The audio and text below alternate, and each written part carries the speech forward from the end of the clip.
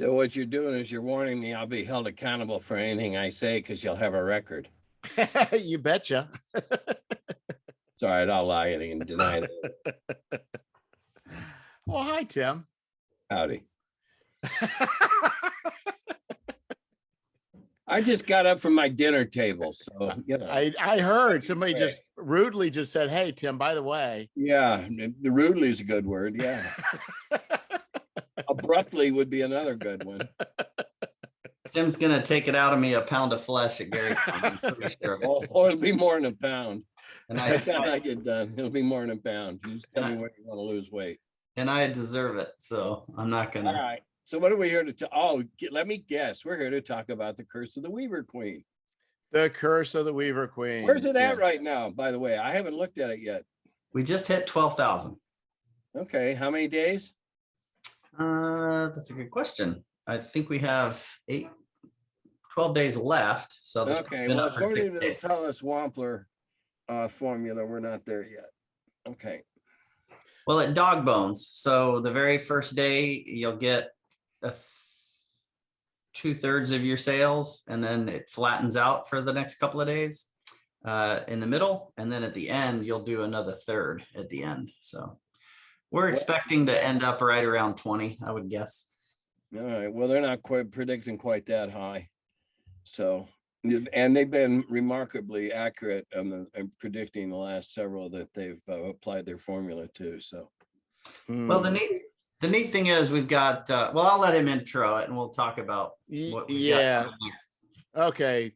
So I'm just going to do I'm going to do an I'm going to say 1, 2, 3, and I'll pause, and then I'll say hello, Tim and Jared. Okay. Whatever. I'll act surprised. Like I'm buttoning something up. Whatever floats your boat, dude. Oh, Tim, I need to do a 4-hour podcast with you. Okay. Oh, well, hell, that wouldn't be the first hour-long podcast I've ever done, believe me. So here's what we did one with said he was going to be done in 15 minutes. It was 34. So I'm going to do, so we're going to have to do a hard stop in about 25 minutes, and then we can start up again, but it'll take a few minutes. Because I'm cheap and I'm using free software, and I have more than one other person on the line, it limits it to 40 minutes. Oh, that's a shame. Well, it is, but I normally only have one other person. So you're the exception, Tim. Yeah, I know. That's Jared's my keeper. He won't let me go anywhere in public unless he's there to muzzle me.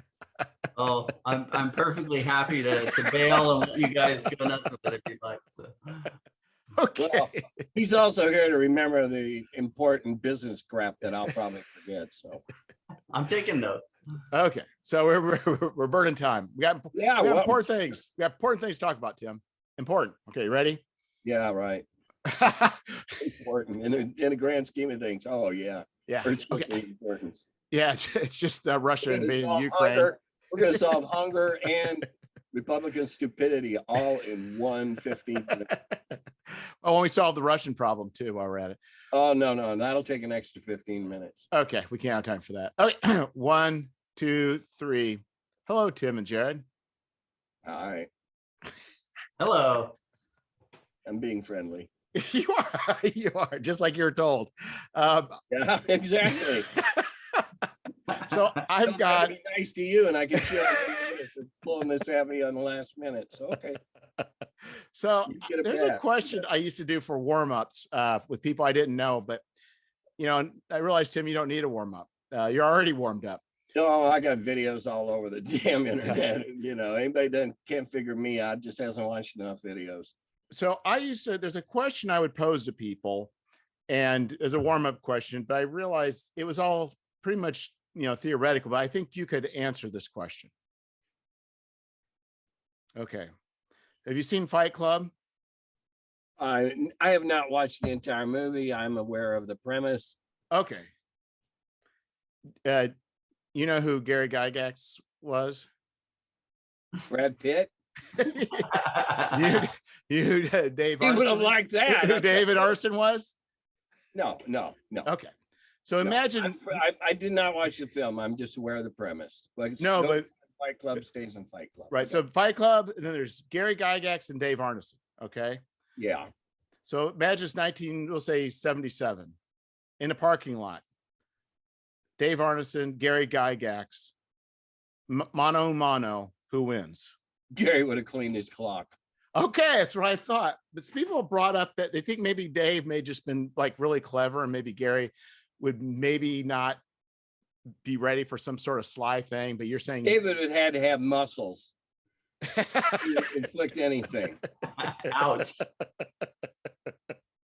I never Okay. saw Dave lift a single box. I'm told he did, but only the small ones, and I never saw it. So, you know, he was in our shipping department for a while. I think he handled the envelopes. Okay. I got nothing against Dave. I'm going to Dave Con in April, so I got nothing against Dave. He had something against me. Oh, he Obviously. did? Oh, I didn't know that. Like it was something he scraped off his shoe. Oh, I didn't know that. Oh, yeah.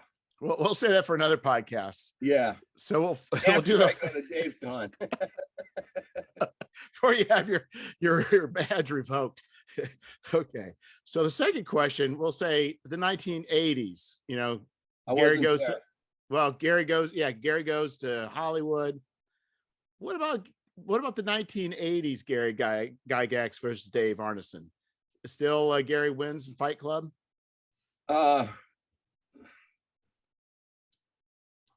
Gary had ideas, and sometimes he lost sight of them. And I think his sojourn in California is a good example of that.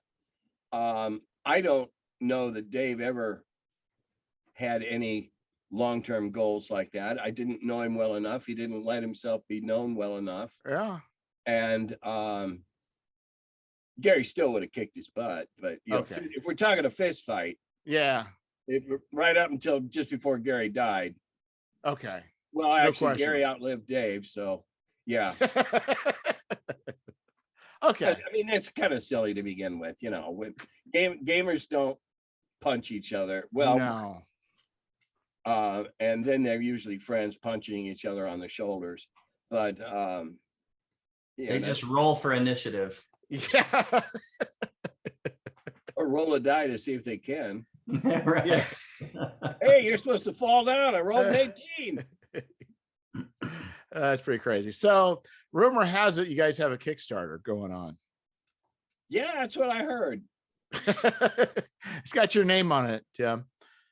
Curse of the the Curse of the Weaver Queen. Curse of the Weaver Queen, something that I originally wrote and published and got minimal distribution when I was with Eldritch Enterprises. Pardon me, I'm sticking a pin back. Oh, it fell down anyway.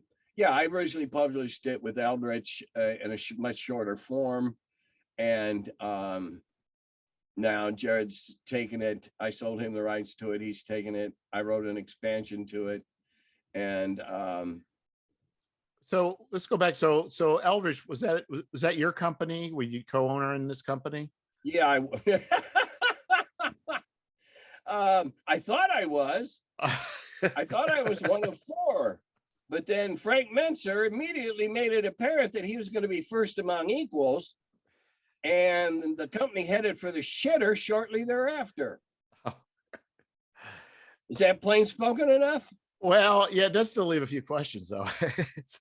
So how did the Curse of the Weaver Queen come about then at Eldritch? Did you come to them, say, hey, I got this? They come to you I saying, was part hey. of Eldritch. It was Chris Clark, me, Jim Ward, and Frank Menser. And we got together to publish our stuff. So like, was it, so you collectively, like, were you writing your stuff independently? Coming together as a publisher? Is that what you were doing? We retained all IP rights to everything we wrote and published for Eldritch. That was in the original partner or whatever foundation agreement or whatever, that we would retain IP on everything we did, whether or not Eldritch published it. Because I think we all saw it as a way of bailing out when if and when it all went to hell in a handbasket. And so because of that, I own everything I did for them. That makes sense. So was the idea formulated after the you guys came together, or was this something you had in your back pocket, or this idea? What was What, you mean the Weaver Queen story? yeah. I just set out to write something different. I wanted to write a story where the big bad evil guy is really a pitiable and pathetic, as in full of pathos, character who was evil against her wishes and didn't want to be, and had all these evil henchmen and what have you.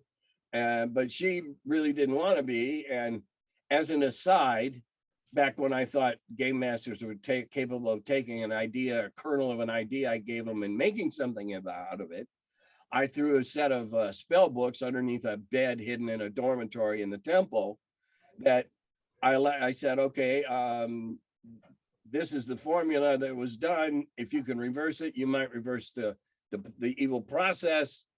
And well, that wasn't enough. So we had to greatly expand on that. And So when you say greatly expand, do you mean after playtesting, or are you saying after publication? no, before publication, I'm still of the opinion that a good DM ought to be able to take 6 story dice, pick them out of a bag, lay them out on the table, and make an adventure out of it. All by yourself. Not have somebody spell out all the monsters and stat everything out, and but I was wrong. Well, Tim, you won't make any money that way if everybody could do that. Well, sure, they got to buy the story. They'll buy the dice. Well, that's Jared. He sells the dice. I just write the stories. So you guys went through. So what did the play testing look like? Most of the ones I did for Eldritch were play tested right here in Cincinnati. And I had a group, I put together a group, those many years ago. Jim Wampler was the primary member of the group. He's done a number of cartoons, all relating to the things we did, including, if you look on his Facebook page, back have a week maybe, you'll find some drawings from the play test of the Curse of the Weaver Queen. I tested it with I had 7 guys, but I was lucky if I could get 5 to show up at one time. The then store owner, was a store that's since gone out of business, was resurrected by the Sons, etc. I think he just wanted to be able to tell people, he said he was going to play in it. I think he just wanted whatever luster he thought it would give his store to have me running a game in the back room. I don't know. We had a good time. They had a great Chinese restaurant across the alley, so I had shrimp fried rice every night that we play tested, so I was good. So then you also had apparently other GMs running this as well? Nope, not before I published it. Okay. No, and this might be hubris, but I don't think I need to do that. I think I know a good story idea when I see it. You give me 6-8 shots at play testing, then I'll work the bugs out and I'll give you a playable product. I think 40 years in this business, oh God, it's longer than that now, isn't it? I think 40 years of doing this, I have a pretty good idea of what my capabilities are. The thing that most disturbs me in the last 15 is the fact that everything has to be dumbed down for 4E players and 5E players, because they can't handle complexity. They have to have a chart or a table for everything. They can't think. They got to see what the dice thought. Oh, I'm glad that you're not releasing this for 5E. It is. Oh, okay. It is. I don't write for 5E. I write games frozen in time between original and first edition. Jared's company and his translators, we're going to have it in a bunch of different playable formats. Right. And that's going to make this product unique. So we have a mobile app that we call Any System, and it's free for any publisher to use. But effectively, you put a QR code in the inside front cover of the Curse of the Weaver Queen. And when you buy the book, you can scan the QR code and tell it which game system you like. And if you tell it 5E, it'll give you the 5E rules. And if you tell it OSR, it'll give you the OSR rules. So I need to process, because I thought, looking at the Kickstarter, was that there was individual OS, like the module was one thing, and then all the creatures were actually a separate product. Nope, it's all in one product. No, it's The just book. a stat block. That's the most important thing in any conversion is the stat block. Right. At Eldritch, we tried to make a generic, again, we assumed too much. We made a totally generic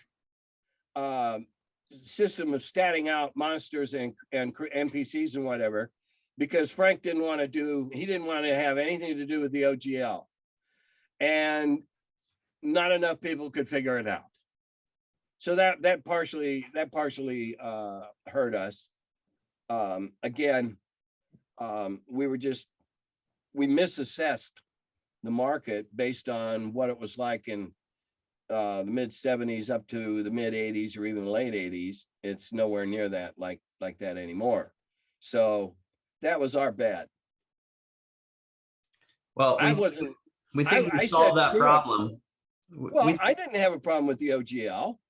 Yeah. Because the OGL never messed with my monster. Right. My monster, the Boule, was never on any of the prohibited lists. So I didn't have a problem with the OGL. I own the Boule. That's my monster. Even though I wrote it when I was at TSR, we never had any kind of agreement that what we did at work belonged to the company. Never signed that paper, ever. And I think that's why some of the things that got left out of the CD collection of Dragon magazines got left out, because there are people there who are going to jump on them if they use their stuff without permission. And so a lot of things got left out. I'm pretty sure that's why the Boule got left off the prohibited list. All the prohibited lists, none of them had the Boule on it. So I said, so the Boule, were you the only person, or did you come up with a version that people liked? I invented the monster on a Saturday night, listening to a repeat of Saturday Night Live. And that's how it became the land shark. Yeah. I got caught. This is back in the days when advertising were actual negatives that they had to send you. Okay, this is when we're relying on the mail. One of them got mangled, so I had a half a page. I was going to the printer on Monday, and I had a half a page with nothing in it. And we were going to start creature features the next month with the Remorhas, which is what we ran the second month. So I went home and had to come up with a half a page. So I got a hold of Sutherland and I said, I need a piece of art, so big. And okay. And he whacked it out for me on the weekend. I was listening to Saturday Night Live, Land Shark, boom, one thing led to another. Because I'm standing there looking at the Boule model, the little plastic one. Because I went to Gary and I said, of all the monsters that are in that bag of, the rust monster, all that stuff, yeah, what one hasn't been statted out or used? And he handed me the Boule, and he pointed to one other one. And he said, this is run through the halls twice, knocking people down, and they called it the Bullet. They don't know what it is. I said, fine, thank you. I took it home and I wrote the Boule. I wrote it with several characteristics that were fighting trends in the game that I didn't like. Like everybody and their brother had a dwarven pony because somebody thought dwarven ponies must be able to see underground because that's where the dwarves use them to mine. Makes sense to me. So everybody in the gaming world all of a sudden had dwarven ponies. So I made a monster that liked to eat dwarven ponies. That cut the population down quite smartly over the next several months. I had a lot of DMs writing me letters saying, thank you. I get to eat all those ponies and they can't do anything about it. Thank you.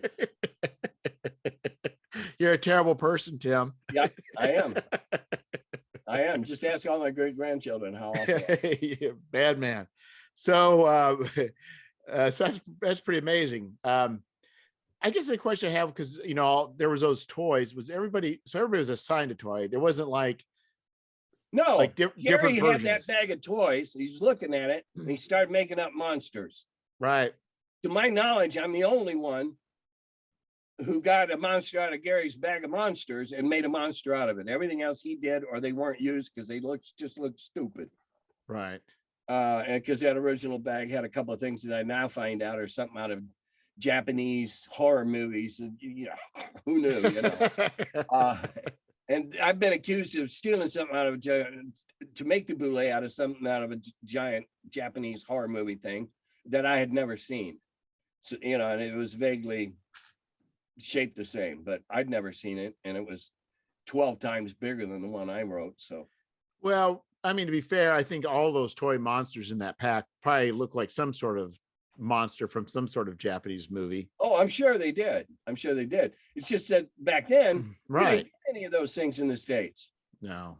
So we had no frame of reference to go, oh yeah, that's out of Tokaway. No, we didn't know. Just some weird stuff that Gary bought a bag of at the dime store.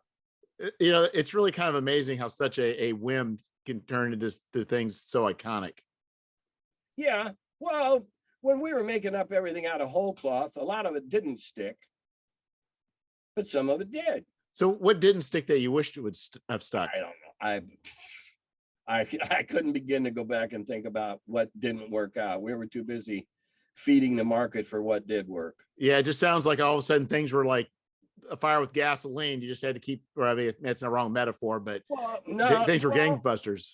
Well, I refer to it as when the rocket launched or when the rocket took off. The Dallas Egbert thing, Lost in the Steam Tunnels, was an enormous publicity buzz for weeks across the country. And we sold games like you would not. We literally could not pack them fast enough. Our back orders just kept piling up until we ran out of stock and had both of our printers doing a double run in record time to keep up with it. Wow. Yeah, it's just crazy. Those kinds of numbers. You know, we had Gary and I always operated on the premise that the rising tide lifts all boats. All of a sudden, we were dealing with the tide in the Firth of Forth. You know, that one that goes up and down 42 feet at a time? That's the tide that started lifting all the boats. It was just crazy. But, you know, Gary and I sat there and just chuckled and rubbed our hands together and going, yes, yes, yes. Well, we weren't selling stuff to all those people. No. We didn't care if they weren't buying our stuff. If they were buying other games, that was the whole point of Dragon Magazine, was to expose the gaming public to other good games. I never once published a negative review, ever. There's too many good things to tell people about. Right. And who am I to tell them, oh, this sucks? Who am I? You know, they don't know who I was. Yeah, right. I just came out of college, went to work for TSR, and now I'm an expert. I didn't feel I was. So good point. So we were this is actually quite fitting for the podcast. It's called RPG Rambling. So rambling is a that's what I do best. I have a doctorate in ramble. Dr. Ramble, please. I have a minor in babble.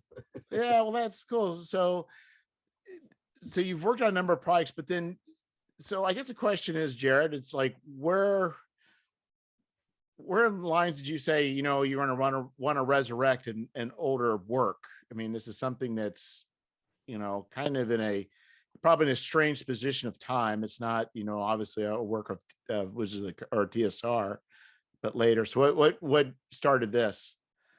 Well, if you look at it, I'll just interrupt you a moment. Go ahead. We were the reincarnation of TSR at that time. All four of us had been former TSR employees. Chris Clark had worked with Gary much more closely over a much longer period than I did. Jim Ward knew Gary much longer than I did, and he stayed with the company a long time after I walked out. So we kind of felt that we were the standard bearers for the old TSR. Okay. Well, that was Eldritch Entertainment, and that's Enterprises. Eldritch Enterprise. There you go. The Eldritch Entertainment was another company we can't talk about. We took that name so that we could abbreviate it ENT period. So, and then we used a tree as our logo. Eldritch. Yeah. Well, that you know, I've been gaming since I was 9 years old as a game master, because I had the vocabulary. I could understand the Dungeon Master's Guide. And in '99, I decided I was going to take my family up to Vernon Hills, Illinois, and I took a job up there. But the only reason I actually did it was because I knew Gary lived up there. And this was after TSR, and this is after Dangerous Journeys had kind of gone into legal dispute. And Gary was just kind of at home sulking. And so it's a little creepy, but I left a napkin on his porch and I said, hey, I'll make a website for you for free. If you're interested, call me. And so sure enough, he called me. And I ended up being able to spend about a year and a half with his family. So Gail, he trusted a person leaving a number on a napkin. Yeah, I didn't even have the wherewithal to put it on an official memo. Yeah, Right? he hired a guy over on a telephone call. Like Me. Well, anyway, I got to spend some afternoons sitting on his porch playing games, and he invited me over for 4th of July fireworks, and Gail threw a birthday party for my son, and wow. Yeah, we got to have an experience there. And that's when little Alex was super short, and I got to meet Luke just barely because he was heading off, and I didn't get to know Ernie very well, but it was a neat part of my life where I got to get to know him, and I helped him launch gygax.com. So as short-lived as it was, but I was really that was a formative part of my life. And so as I got older, I made decent money in my career, and I decided it was time to give back. And so I have in fits and starts have started working with legacy veterans who, all this TikTok and WhatsApp and all this other stuff can confuse everybody, and they just need a little bit of techie help to get organized. So I've partnered with Tim, and he wrote The Curse of the Weaver Queen, and then we took that great start, and we've added a couple of more writers onto the project, including myself. We've hired top-notch illustrators who are redoing all the artwork. And we're putting a mobile app together that's has a hex crawl feature that has Tim's content in there. We have a silicone mold making facility where we're creating adventure tiles, and we're having custom dice 3D designed and printed. The new die that we're coming out with, we're going to come up with a better name, but it's the Cascahedron. So nice. No, we're not going to call that. But it's a really cool 16 face die that has spider legs crawling down both sides, meeting in the middle. That's been 3D modeled, and we're going to have that produced. And we're also doing a whole 7 die set. So anyway, just wrapping a whole bunch of merchandise around one product, including STL files for the Spider Queen. So we have the Spider Queen being sculpted right now in 3D. And all of those things are going to come out as stretch goals on the Kickstarter before it finishes funding. So we're hoping that gives it a little kick in the pants and gets people interested in it. And, but the whole point of this is to raise money for Old Guard games. And Tim is a founding member. So any money we raise, obviously we've paid Tim for his time and his work. As a company policy, we prepay everybody 100% because we do not like owing people money. So all of our artists get prepaid in advance. All of our writers. Yeah, it puts the guilt on the artists, the authors. Yeah, exactly. It's wonderful. It's guilt transference. But anyway, we with the funds raised, we're gonna make sure Tim benefits, and anyone else in our Old Guard Games group also benefits. And so Jim Ward has done some pieces for us. We have 100 pieces written by Merle Rasmussen, who created Top Secret. And we have others who've asked us not to disclose their names yet, so we're gonna keep a lid on that one. But we're just real excited about finding people that were there from the very beginning. Another project we found was something called the Manual of Arania that we'll be doing next. So that's next in our list. Ghost game. So you did the Curse of the Weaver Queen. What other, did you do any other ones for Eldritch Enterprises? Yeah, I did. Let's see. The Island of Arredondo, or Yeah, I think that was the title. I did that, that I think was the first one I did. And that was it was as much outdoors as in. And then we did Weaver Queen. I wrote 1/6 of the sci-fi dark series. There were 3 books in that, and Chris and Jim wrote the first 2, and I collaborated with Chris on the third book. So that was the only science fiction I've ever written, and apparently I didn't know enough about the tropes and the done to death parts of sci-fi, because I wrote an adventure in an entirely different fashion that it blew Chris Clark's mind. And anytime I can impress Chris Clark, I'm impressed with myself, because he's a very, very good game writer, knowledgeable. He knows the industry inside and out. He writes for everybody and their brother. He said, "Where'd you get this idea?" I said, "I don't know. Seemed like a neat thing to try." And they all went crazy about it. Of course, that third book didn't get a full publication because the company went tits up about 6 weeks before it was due to come out. I have a handful of copies that are pre-public. They're stamped on the cover, or printed on the cover, pre-publication copy. Yeah. And those are the only ones that were ever made. And I might have, I don't know, 6 of those left in the garage. Well, you've got a credit for Heroes and Magic. Okay. Who did that? That's Jim Ward, Frank Menser, Chris Clark, and Tim Cass. So it looks like a anthology you did. Oh yeah, I forgot. Yeah, I wrote a short story. Yeah. Yeah, I didn't want to. I don't consider myself a fiction writer in that sense. Yeah. And they announced to the world that the 4 of us were going to do this. And so now I'm on the hook. And I was the last one to turn mine in. And I'm still find it hard to believe that I get as many comments on that short story as anything I've ever done.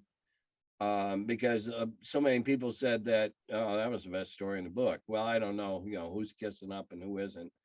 But when enough people say those kinds of things, I go, oh, okay, I did all right, but do I want to write another story? I don't know. I have to write a 450-word story for Jim Ward for some collaborative thing he's doing. Oh my goodness. That sounds It has to be dragons and fear or Wait, horror. what's interesting, because you can get different I've kind of wondered what RPG writing, like for supplements, what sort of genre it's most aligned with, because it's not really fiction. No, but it's swords and sorcery, which is a very distinctive form of fiction, mainly because there's wizards and swords in it. Right, but the format's still like, it's kind of some ways like a manual. It's some ways like an educational product. I mean, it's interesting. Oh, you're talking about a printed module itself? Yeah, like what? What Yeah, I call a module. The rest of the world calls adventures. I like to look at it as a reader-friendly tech manual. Yeah. Hi, here's something you could put together, work it up a little bit, and amaze and awe your friends at the table. It's a map. That's all really it. The map. And it does seem like different, it seems like both the manuals and supplemental materials, it seems like there's been a lot of variations throughout the years. I was never a Fritz, what's the Vampire the Masquerade, all that World of Darkness person. Oh no. But they did. That was a short-lived one, wasn't it? Well, not really. It's still going. Oh, well, I have a different perspective. Okay. I worked at the Gen Con auction for over 10 years. And we knew when a genre died, because we got, pardon me, 30% of everything we were selling that year was that genre. Everybody was dumping. I know, we knew exactly when the vampire thing died. Yeah, it's definitely probably not as big as it was in the 90s, I think was their heyday. But I mean, the point is there's a lot of fiction in their books. They publish like You stories. had to. If you're gonna create a setting nowadays, you cannot rely on a DM who has enough common knowledge, common reading history, common reading background, like Appendix N. All right, you can't rely on them having that. So therefore, there's a whole level of understanding is gone. Now there's a lot more hand holding. And so we write them differently. My God, go back and look at the G series. The first ones we did, that was a bare outlines of a convention module. We sold those things like hotcakes because nobody knew any better. Nobody had done a better one yet. Now, I'm not interested in doing an 84-page single adventure full of story. Right. That doesn't interest me. The challenges, the risk for the reward, that's where I'm interested. Now, I'll create enough of a backstory to give you a reason to be here facing this unknown adventure. But other than that, I don't care. Well, do you think I'd rather the buyers plug them into their worlds? Right, but I think if you kind of go to like the second edition with the is it Forbidden Land, not Forbidden Lands, Forgotten Realms. I think there was there was definitely, I think probably a start of a change during that period. Well, that was a sea change, just putting out a whole world like that. Yeah, so that's what I mean. It's kind of, I think, in a we sense, all created our own worlds up to that point, and to say, right, okay, here's a blueprint for a whole world for all you people that can't do it on your own. And I don't necessarily mean that nasty, but for those people that don't have our skill set, here. I think it went way too far. That's just my personal opinion. So I think when I played the modules back in high school, we played them without we never built a world around them. We just played them. And we didn't really worry about tying them together with any sort of logic. We just, this is what we're playing. This is what we're playing next. Well, that was the whole originally back in the day, modules were just supposed to be able to be plugged in like a USB port, boom, plugged into the USB port of your world. And now here's another part of the continent that you hadn't bothered to flesh out yet. Here, we'll help you do it. And that's a lot of, the G series were run as a tournament module, but you could run them, the giants against the giants. You could run them as a regular thing. Of course, it took much longer because you had enough time to actually play it. But there was very little fleshing there. Such and such you chase the first giant, you chase here, and then everything comes on after that with very little fleshing out. Oh, well, you did this. Now this guy's pissed. You got to go see what his problem is. And that was G2. And then, God help you if you made it to G3. That was that was the climax of the whole series. But you didn't need all that other stuff. You were out fighting giants in the hills. You didn't need to know that the hills were 80 miles south of the city of Bangor that was full of prostitutes and thieves. You didn't need to know that. You were just here to play this adventure. Now, some would say a discerning public, not the term I would use, but I promised Jared I wouldn't use it in one of these interviews.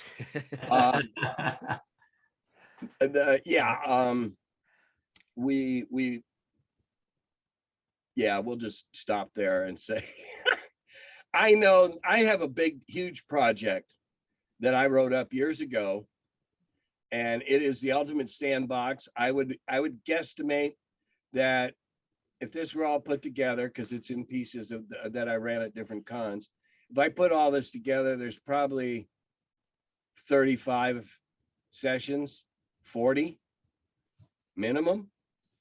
And that's if you don't have to run away to heal back up because something went bad. Right. All right. It's a huge sandbox. And I wrote thousands of words on the backstory and everything. And oddly enough, I was trying to write an adventure to run at Texas, and I ended up writing an entire sandbox that was so big that when I got to Texas, I had to take out this little bitty piece and run that for an adventure. Yeah, it worked out okay. But yeah, I have a world, but that's only because I decided that because of the quirky way I play, I need my own world to justify it. Not because I'm an egotist, monomaniacal. Right. I just figure, okay, it works this way on my world. And that was the true essence of the old school gaming. This is my world. Stuff worked like it did in Greyhawk, and maybe it didn't work that way in Blackmore when Dave was running his games. Didn't matter then. Now everybody's got to be, you know. And I think with the original Greyhawk, I think that was a very, in some ways, the design was very good as far as it had a fair amount of information, but it didn't prescribe a lot. No, and that we didn't. We were still relying on the DM's background, energy, intelligence, call it, you know, all three of those to be able to take this skeleton and this sculpting armature and put the clay on themselves. Not enough people knew how to do it. And yeah. But I will also say, Tim, I think some things are just easier for some people than others too. You know, I find myself. I admit, I know that, yeah, I have some gifts or talents or whatever that, you know, make me be able to do this kind of stuff hour after hour after hour. I can get up in front of a room and on a panel and speak with confidence.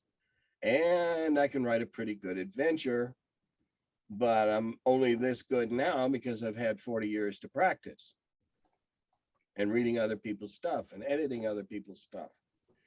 You know, now there's a big argument going on who are the co-creators of D&D. Yeah, well. I just retch because of all the people making those claims, I have a better one, and I've never made that claim. Yeah. Yeah, all right, so what? You want to hook your wagon to a dead star? That's fine.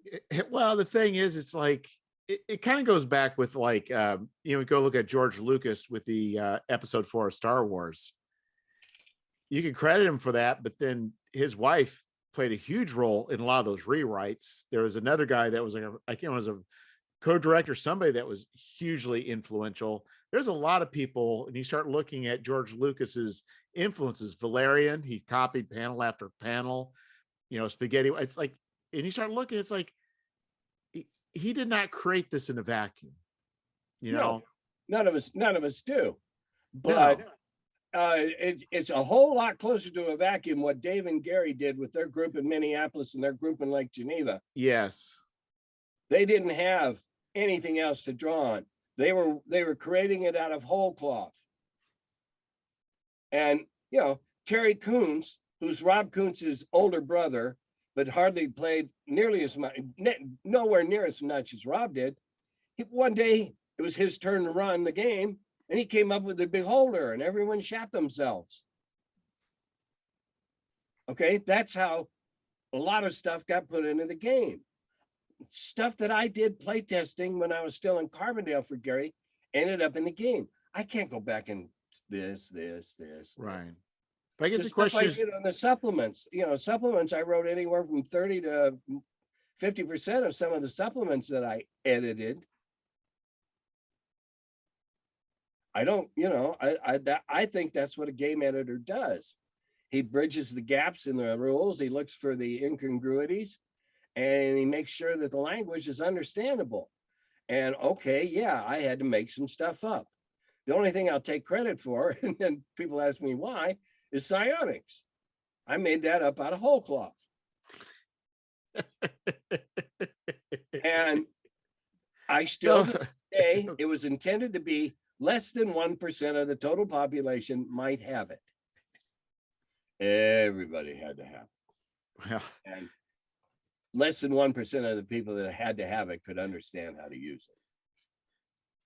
But I came up with that because I told Gary it was unfair to have brain moles and mind flayers that have no defense against what they can do to you. He said, okay, come up with something. And I did. And I wrote it up and I took it in and we hashed it out. And I went back and I rewrote some of it. And I brought it in. And he says, yeah, put it in.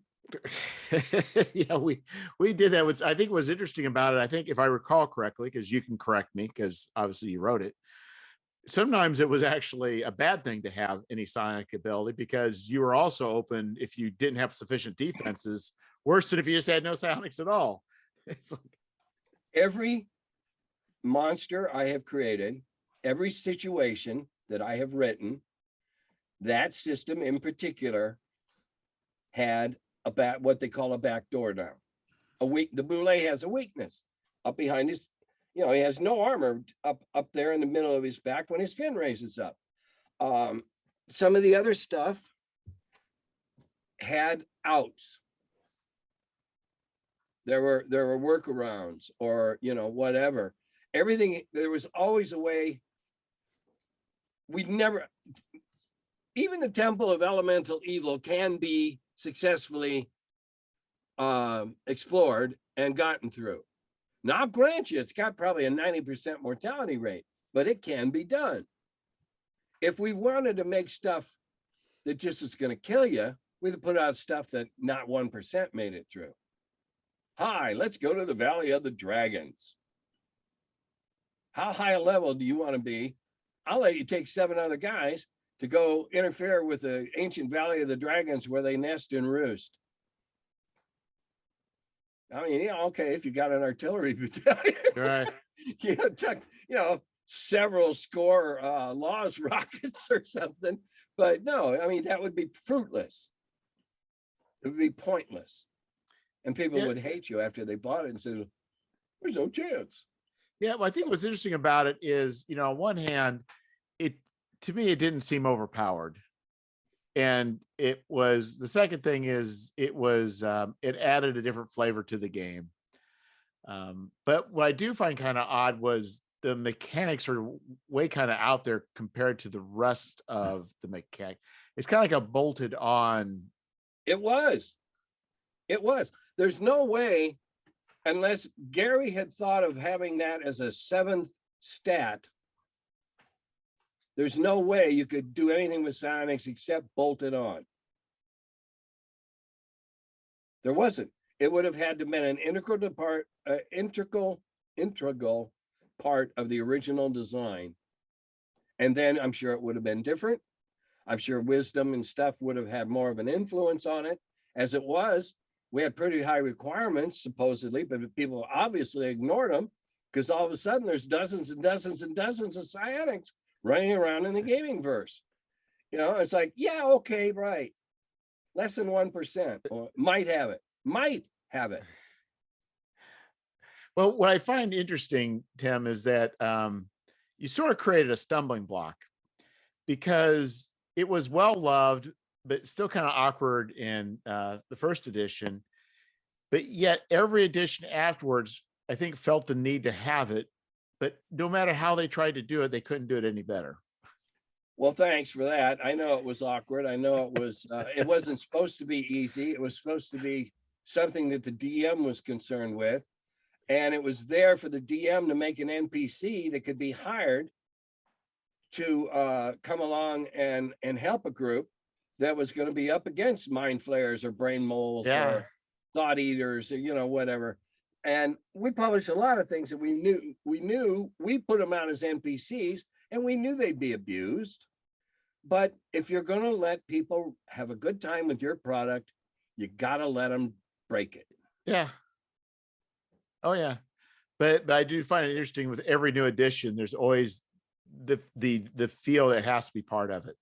You've created something that was kind of, I don't want to say an afterthought, but it's not necessarily integral to the core, but yet every iteration feels the need that it has to be there. Well, but Gary created the need for it in the first place when he made mind flayers, brain moles, thought eaters, all those things.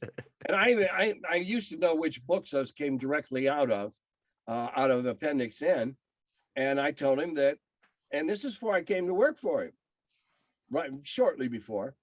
There might even been Gen Con 75, which was like 3 months before I moved up there. I told him, I said, this is not fair. You say that everything has an out. And I learned that from Gary. Everything has to have an Achilles heel.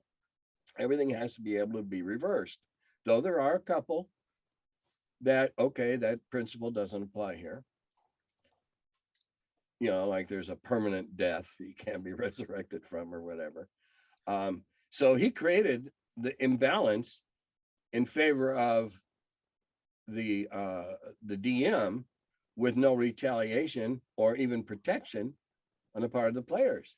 And we sat and yeah, I think it was a face-to-face. And we talked about it for about 20, 25 minutes. And she goes, well, yeah, you got a point. Everybody, you got to be able to survive anything if, and that's the whole thing. If you have the power, if you're strong enough, that's all luck. That's dice. Yeah. And you just keep rolling until you get it. Well, that's what a hell of a lot of people did. Oh yeah, that's what I did. I was You like know. 15 years old. What do you think I'm going to do? 16 years old? Like, sure enough. Yeah, and I'm how gonna many keep times rolling. did you roll to get an 18 double odd strength? Yeah, you know, I think I might have actually, with the TRS 80, I was probably able to program the ability to roll it. Yes, I've heard of those infamous programs. And you know, we used to laugh up our sleeves and out loud occasionally about the people doing that because, hey, they're having fun. Oh yeah. Fine. They bought our product. Fine. Let them do with it what they want. If they want to buy our jalopy and run it into the ground on a demo derby, fine, because they'll be back to buy another one. Well, I think the genius is, it became more evident with Traveler, but I think the genius of role-playing games is the mini games. So creating a character is a game within a game. Yeah, it's the only game I know where you can die in character creation. Yeah, it's Two places. There's two places you can die. You can either just die or get. Hi, you have spina bifida. Well, shit, I'm not going to play that guy. You know, oh, wow, thanks. I just spent 15 minutes rolling up this character to find out he's unplayable. Well, we used to tease Mark about that a lot. Yeah, but you know, what I first heard was the reason he did that was I heard this, it was incorrect. Well, I mean, it's not incorrect, but they had friends in Vietnam who died and just wanted to convey the gravity of prolonged military service. Well, okay. But that's not, but when I heard him describe it, that's not what he said. Well, yeah, that could have been done in a disclaimer at the very beginning of the book. Hi, No, yeah, this is about war and conflict, but let's not forget that in real wars and real conflicts, real people die and real families are devastated. But that's not why he says he did it. That's what I had heard. What he said, the reason he did it was, if you get more abilities the longer you're in, but he wanted to create a risk, so it's a pressure lock. So it would be a disincentive to roll too many times because you may end up dying. So that was kind of a mechanism that he put in. That's a valid idea. Yeah, once I realized he did that, didn't see it working that way, but that's okay. Well, the thing is, what it did was, I don't know that it made the game better, Tim, but what I think what it did do is it did what D&D was doing, but it made the character creation process even more of a game within a game. Well, yeah, everybody get together on Thursday night and we'll all try to roll up characters for Traveler. Yes, exactly. You know, there's a certain amount of joy in that. I mean, there's a game of, you know, when you create a dungeon and you get on the treasure types and you start rolling. That's a game within a game. Oh, I don't. Oh no. Oh no. Since about 1977, I have never rolled for treasure. Well, what I'm saying is, when we were in high school, that was the thing. I used to. Well, the reason I don't anymore is because I did my very first dungeon that I took. You know, I played at Lake Geneva in '74. I bought a set of the books. I didn't get Greyhawk because I wanted the dice instead, and so we played with D6s for several months, and let's see how I can phrase this. We did a lot of dumb shit, me being the primary part of the we, because I thought you were supposed to roll for every room. Oh.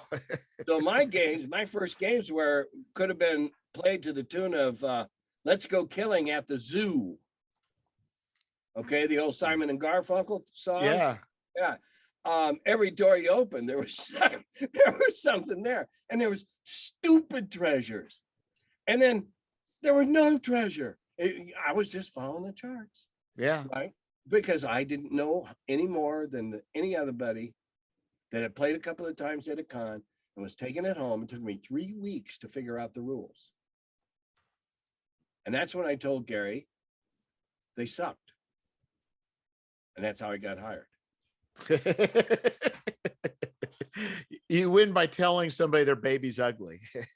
I told him, I said, it took me 3.5 weeks to read through this. And I was in college at the time. I was carrying the little brown books around with me, reading them in between classes and stuff, and probably when I should have been doing homework.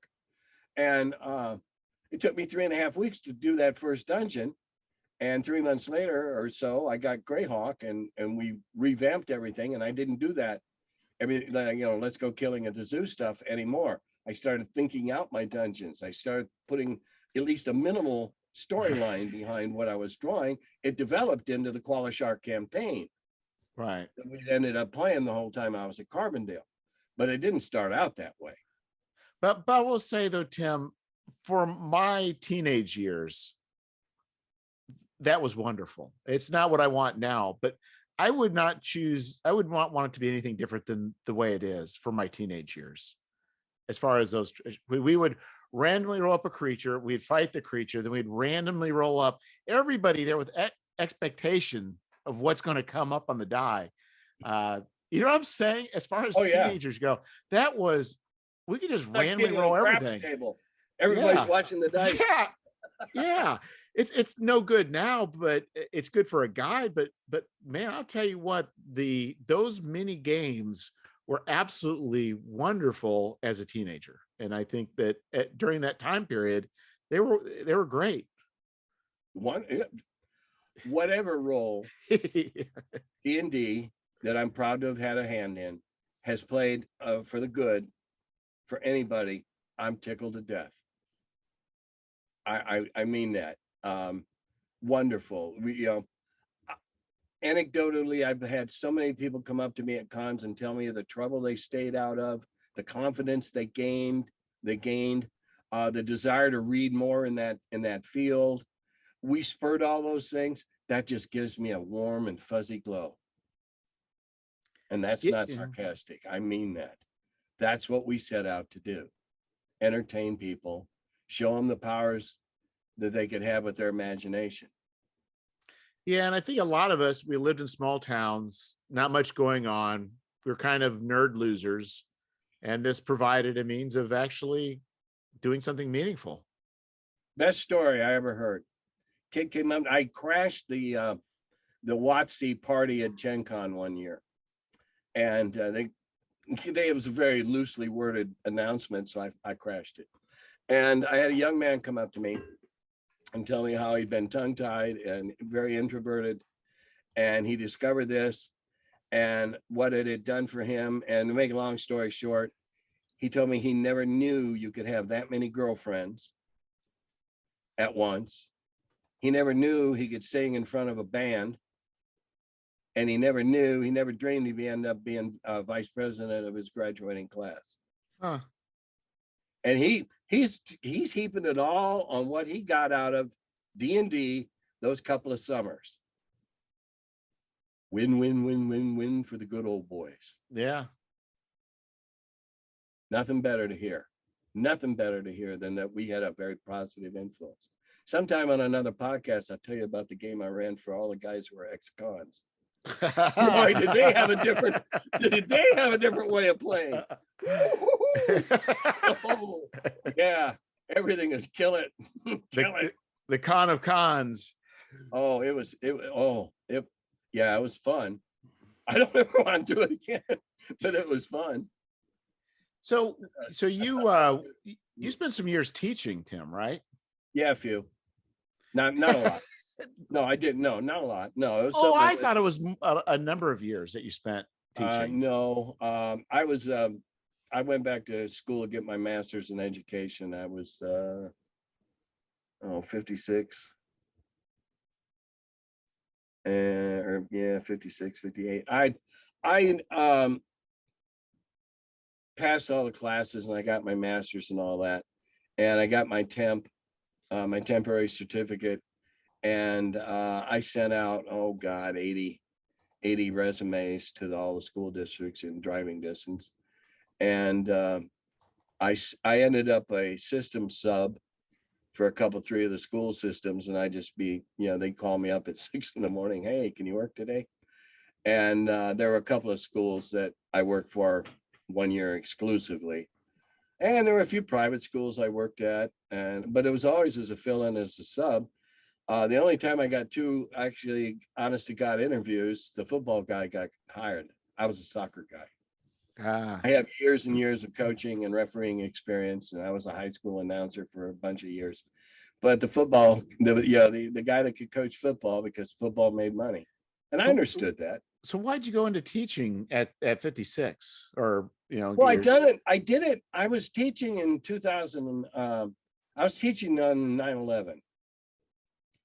Okay, I was working at the local high school, and that was back when you could work as a teacher at the principal, at the pleasure of the principal or whatever, and that's how I got hired. The principal and I'd met the principal, and I'd said something. I said, "Yeah, I'll hire you next year." And I said, "Okay." And I was working on 9/11, and I only worked about half that year, and then it was a few years later, and I said, I like that. That was fun. I'm going to go back and do it some more. And so the fastest way was to get a master's, but then you price yourself out of the market. That's what I was going to say, because normally people, I think, get hired and get their master's while they're working. Well, yeah. You gotta apply to the rich districts to get hired straight in as a master's, because the teachers unions have mandated minimum pay scale. And I wouldn't teach now for nothing. No way.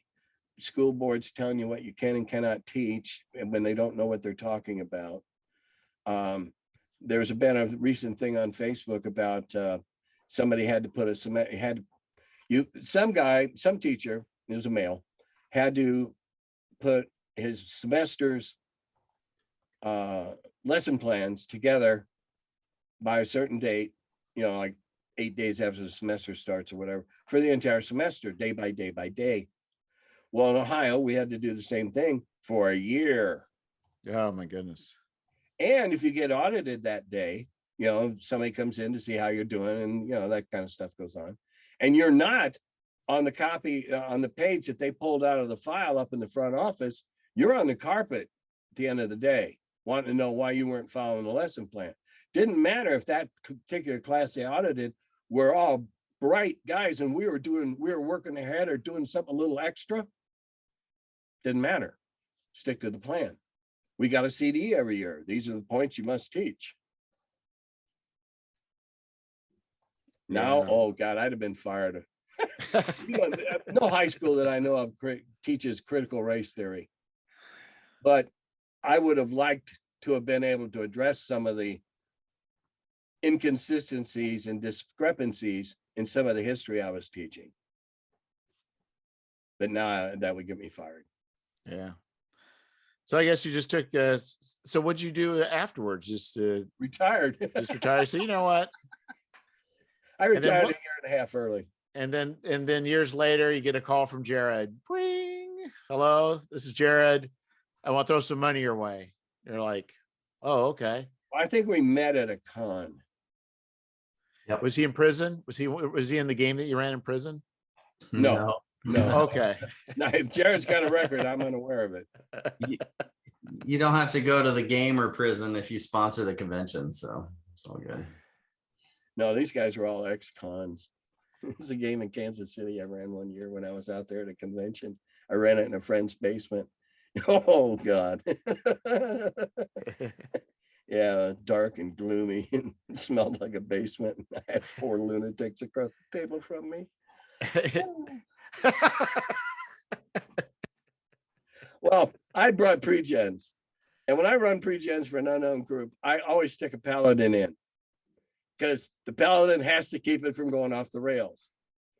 Well, when I had to tell, literally eyeball to eyeball, noses about 6 inches apart on the table that we were both standing and leaning up on, the paladins were not allowed to pluck out captives' eyes to get information. I didn't know if he was going to pluck one of mine out. It got really, really tense, really tense. But I stared him down when I pointed to the mythical symbol around his neck, being the paladin. And what would he say, or she, or whatever the case may be, and backed him down. And then we went on. But I mean, oh, yeah, they learned to play in prison. I don't tell you something right there. Good, what's good? We're all evil. Right, exactly. If we're looking for parole, we're neutral. That was interesting. One of the more interesting groups I've run a game for. I could imagine. I'm running games online now, and on Zoom. And I'm doing a second game in Okinawa on March the 6th. When you say second game, I ran a bunch. Go ahead. Oh, no, you go ahead. I ran a game for 6 or 7 guys, and they went and talked to all their friends in Okinawa who also play and bragged. So now the other guys want to play. Yeah, good, fine, okay. Well, that's great. Yeah, I do the Wheel of Blame online. I started doing it online when the pandemic made all the cons go virtual, and it works great. The Wheel of Blame. Yeah. It's a very old school. I'm pre-gens, and for whatever reason, you are here to walk the Wheel of Blame. And in the Wheel of Blame, each player gives me a note card with 2 things on them. Just 2 things. A peanut and a marble, whatever. And I will take all those cards and I'll make an encounter out of each card as they walk around the Wheel of Blame, like a giant space station where the gravity all stays the same. While they walk the Wheel of Blame, and they have to solve each of the encounters / puzzles that I put before them and obtain a little disc. Just happen to have one here. A little disc that says, "In Tim we trust." I don't know if you can read that. It's Oh, not really, but that. And on the other side, it says, "It's not my fault." And you have to have one of those to get off the Wheel of Blame. So some people are sent there for a punishment. I give them a real hokey backstory. You're either here because somebody's mad at you, or you want this on your CV that you survived the Wheel of Blame. And so it's the Wheel of Blame. And each one of them, you might find yourself floating in the air, and the next one you might be underwater. But you'll have a breathing apparatus, or you'll have boots on, for the floating part. So it's always there. But I give them pre-gens, and they don't have a lot of extra stuff. They're there to survive by their wits. It's so fun. when you say pre-gens, are you using like D&D style rules? Is that what you're doing, or is this? Well, I'm pre-generating the characters. I have 8 characters pre-generated for this game. When somebody puts the money in my PayPal, I send them an email with an attachment that has all the pre-gens, and then they decide amongst themselves who wants to be who. But are you using D&D rules for this? Oh yeah, everything I do is frozen in amber somewhere between OD&D and first edition.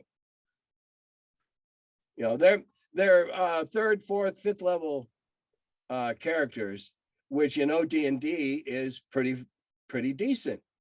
We got to remember, we used to retire at level 10. Oh yeah, we'd retire the character and start a new one because the fun was in the chase. And so I don't give them anything. Again, I don't give them anything they can't defeat or figure out. And the humorous stuff that goes on is it's well worth it for me. And some of the suggestions, like the guy is stripped naked so they could cover his body with a nectar out of the giant trumpet-shaped flowers that the giant butterflies were all coming to get. And I rolled the dice, and I'll be damned, it worked. The butterflies picked him up and took him over the thorn wall. And then he could I love. And then there were butterfly babies that looked a lot like him. And then later there were a bunch of butterfly babies that looked just like him. No. Okay. We don't play that long. No, but I love novel solutions and I let the dice rule. Now, if you want to point to contemplate one night when you're staring at your navel, Yeah. how much have we progressed or not from the shamans who used to throw a sheep's shoulder blade into the fire and read the cracks every time we roll those dice? Yeah. Every time. Now we can influence it a little bit. We can, in our own mind, we can fudge on what we think they're going to need to, whatever, or interpret the dice roll however we wish. But have we progressed all that far from the shaman clad in skins, throwing bones into the fire and reading them? No. We're having a whole lot more fun because we're not worried about the saber-tooth coming into the cave and eating us. But we're having, we're not that much different. As most old school DMs interpret the dice. There's a difference between reading the dice and interpreting the dice. Somebody comes up with a wild idea off the top of his head. Okay, let's see if that works. And I roll a 15. Well, yeah, what a neat idea. Now let's see how we can implement it. Roll a 7? No, I don't think so. You rolled a 7. Nah, I don't think that's going to work. Do you play any newer games at all? Or do you stick with the tried and true? Well, I'm not a role player by nature. I'm a board gamer. Okay. I got a basement full of board games. I have 5 friends that come over every other Wednesday night and we play board games. Or right now we're playing Dawn Patrol, Fight in the Skies, which is a board game. Oh yeah, I remember Dawn Patrol. I was never very good at it. I had my friend who was real good at board games. I love it. I played for several years with Mike Carr, the writer, and when we were in Lake Geneva. Jared got tired and left. He did. You know what? Now there's nobody to restrain you. Oh no. Past experiences there. No. I've watched too many other people self-destruct their own careers and by being a dick online. Yeah, it's pretty crazy. No, what I was gonna say is there's a lot. My wife's probably wondering what in the hell I'm still doing down here. Oh, do I need to release you from your Yeah, I think we should wrap this one up in a couple of minutes. And if you want to do another one sometime, just get a hold of me directly.